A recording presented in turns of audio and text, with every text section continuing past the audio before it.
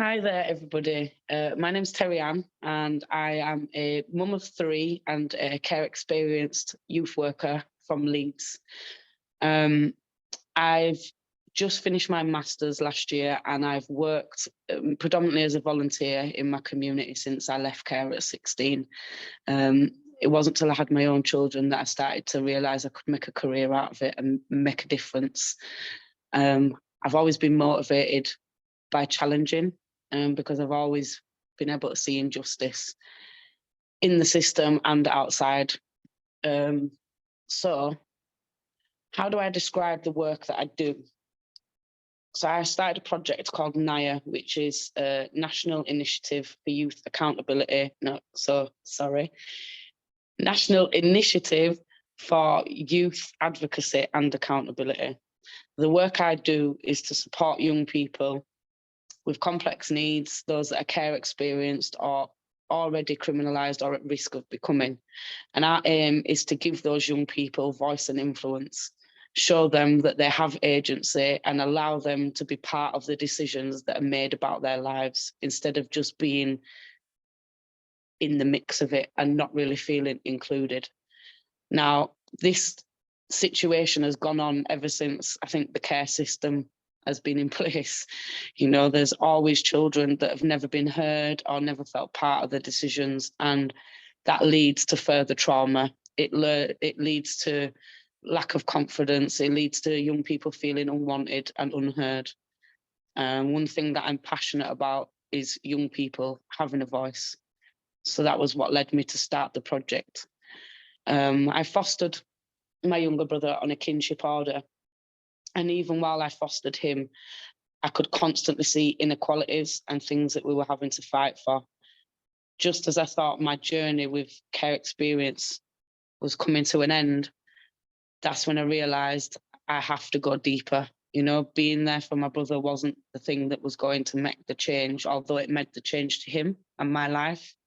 It wasn't going to make that systemic change. So I started learning more about the system and learning how to challenge it. Because as a younger, I always challenged it. But because I was a very loud-mouthed young person and quite angry at the time, which was understandable to me, I always got written off and nobody ever really wanted to listen to what I said. All my valid points just went, they were gone out the window because everybody focused on me and my behaviour at the time. So I learned coping strategies that got me through it, and then started to impart them on young people just that I knew, friends, kids in my local area that I'd see at the park, and just naturally intervening, and then realised this needs to be done on a bigger scale and with more theory and structure behind it. My motivation comes from my life experience. It comes from seeing injustice and discrimination. It comes from seeing systemic failures constantly. It comes from being moved. I always find myself in tears every time I read about a failing of a child, because although I wasn't killed by my parents, I was failed and I was asking for help and it wasn't given till it was very, very late, and lots of bad things had happened at that point. I also have 3 children, and I like to call them my little inspirational young leaders, because they are also young advocates and they challenge things probably better than I did at that age, thanks to my guidance. And I seen that I was raising them 3 young people on my own, and how they were challenging things was creating change for them. So then I started to impart it into my volunteering work. And then I started to see a difference. And how did I know I was seeing the difference? I'm going to give you an example of a young person I worked with. Now, when I first met him, he'd been involved with the police since he was 9 years old. And it was elders that had got him involved in criminality, because he was small, he was easy to push through a window, easy to take the fall and look out because he could get away quick or the police wouldn't see him. And he was getting arrested pretty much on a fortnightly basis. And he got referred to me because he was at the brink of breaching a youth offending order, which would have meant he was going to jail. Now, when I met this kid, I'd had a stereotype, wrongly so, built up in my head because I'd only ever heard about this young person. So I had this image of this big, angry young person that was going to come through the door. Even so, my bosses had made me do the first session in a room with all the doors open for my own protection, which kind of left me even more fearful of this young lad. And then he walked through the door and he asked for me, and I didn't have a clue who he was because I was expecting something completely different. And then he told me who he was, and I was like, oh, you're the kid, come in. So he came in and he sat down, and at first he was a bit dubious, just that I was another professional that was going to leave him. And then after a few weeks in conversation, he realised the work I was doing, I wasn't paid for. I was a volunteer. It was part of my course. So the only thing I was getting was the marks on my course. But all the extra calls and things I did for him wasn't part of my job. And then I realised after 5 or 6 weeks, this young lad, he had no confidence in his ability. He didn't see the point in trying to be good because he'd already been labelled as being bad. He always used to say, what's the point? I've got no skills. I've got no skills. And one day this random idea came to me, and I don't know where from. And I said, right, okay, we're not in the real world now. We're in a parallel universe. And what I want you to do is write me down all the crimes you've ever committed. This young person looked at me like I was about to grass on him. He didn't want to say anything. I think he pretty much wanted to leave the room at that point. So I had to reaffirm, listen, this is between me and you. It's just going on paper. I promise you I'm not going to tell the police any of these crimes. I'm also not condoning them.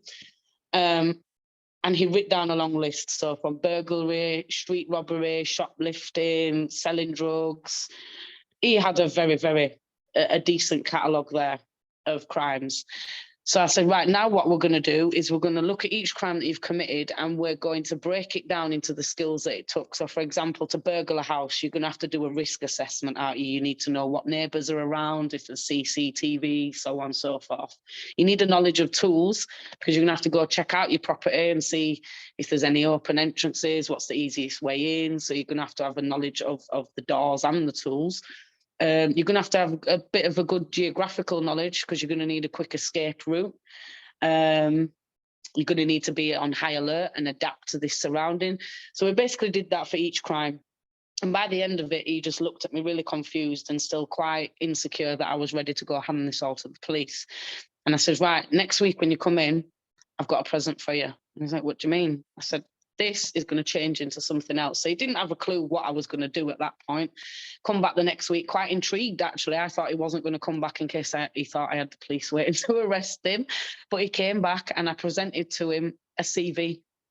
No one had ever told him how much a CV supports you, even without having work experience.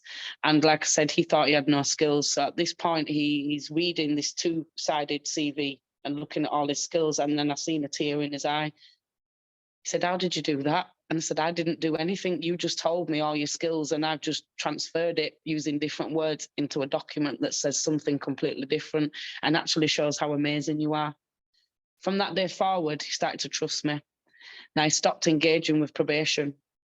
They accused him of something without researching it properly, and he was very angry. But this also would have meant that he breached his youth offending order. I engaged with youth offending and I said, look, he's attending my appointments. He's coming at 9 o'clock in the morning on a Saturday to the community centre, and he's actually engaging for an hour and a half, sometimes longer, because if we got talking, it dragged out a bit. But he's engaging. Can we not, to prevent him from being breached, can we not allow my appointments to class as his youth offending, and I'll share some of the work that I'm doing with him so you can show your outcomes? They agreed to that fine. So I started working with him in 2018. 2020, I left work to finish uni and do my dissertation. So I was quite concerned at that point that I wasn't going to be able to support the young person. However, I'd got to know the family throughout and I was no longer working at the project. So kind of took him under my wing to keep him out of trouble. During lockdown, he received a letter from West Yorkshire Police, and he phoned me up at 7:30 on the morning. Terri-Anne, you're never going to guess what. I was like, what? I've got a congratulations letter from the police. And I was like, what? Congratulations? He's like, I haven't been arrested for 2.5 years. He said, I'm going to frame it and put it around right in the middle of all my ASBOs. And he felt like a different person. The enthusiasm that came from him, the passion that came from the fact that he wanted to frame a letter from the police, I thought was quite good and pretty funny. And still to this day, he's not perfect. He hasn't gone to jail. He hasn't committed any crimes. Not serious ones anyway. I think there'll have been the odd, petty thing, maybe buying alcohol underage and things like that. Normal teenage stuff, but nothing that warrants him going to jail. I actually spoke to him 4 months ago, and he's now doing a gardening apprenticeship, and he's a legal driver with his moped. He's trying to get some work with like Just Eat and Uber so that he can do delivery. But the fact is, he's not smoking weed anymore. He's not affiliated with gangs anymore. He's not wanted by the people that are in gangs anymore.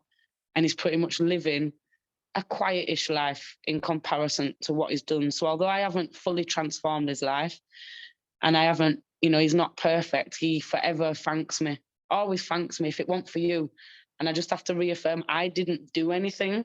All I did was show you your options and show you your worth. At the end of the day, when them people are ringing you at 2 o'clock in the morning and trying to get you to go on missions and go on burglaries and go sell substances, you're the one that's making that choice to say, no, I'm not there stopping you, and I'm sure as hell not there guiding you. So you need to give yourself that credit, because you are making them choices consciously. So just seeing his progress and other young people and feedback I've had from parents, as most of them know, the majority of the work I've done has been off my own back and voluntary. And I think because they know that it's not come from a monetary gain point, it hasn't come from a systemic or institutional point. I think they see it comes from genuinity, and it comes from my heart, and it comes from just wanting to see the right thing. And when people see that and the feedback, that's how I know I'm making a difference. As well as seeing the fact that my brother left my care, he went off to uni. He's now going to Manchester to hopefully do his master's in social work, because he also wants to support care leavers. And I've got 3 amazing children, like I said, that call out discrimination in a positive way, that are able to challenge it, and that are forever getting commended in school for supporting others, being leaders and being advocates. That's how I know I'm making progress, and that's how I know I'm making a difference. So thank you for listening, and I hope my story inspires you guys to be relative activists also.